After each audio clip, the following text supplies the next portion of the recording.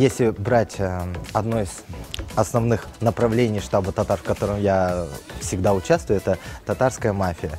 Это не как банда, а это настольная игра, которая очень именно объединяет, сдруживает людей. Мы этим коллективом очень много совместных проводим праздников, очень много проводится выездов. И, соответственно, здесь было приобретено у меня очень много друзей, больше 100, даже, наверное, больше 200 людей, с которыми я познакомился, тесно общаюсь. Ну, и это замечательно, это прекрасно. Плюс в штабе татар идет как раз-таки сохранение татарской культуры, и одной из фишек татарской мафии заключается в том, что собирается татарский стол, һәм без уйныбыз татар телен белән. Безгә бик катышый. Так что спасибо большое.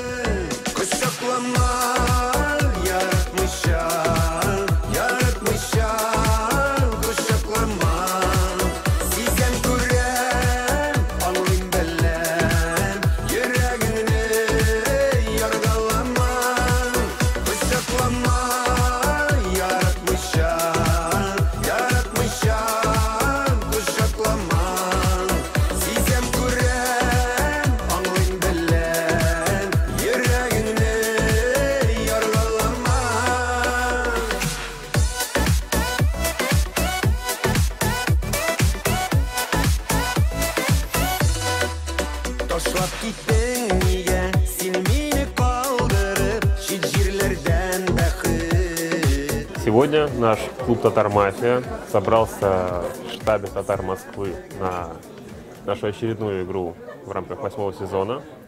Сегодня у нас непростая игра, сегодня игра у нас благотворительная, то есть у нас игроки вносят свой посильный вклад в доброе дело. И этот замечательный день совпал с одним прекрасным событием, таким как день рождения самого штаба «Татар». Мы хотим от самого нашего чистого сердца поздравить штаб «Татар» с этим праздником. Выражаем огромнейшую благодарность руководителю штаба «Татар Москвы.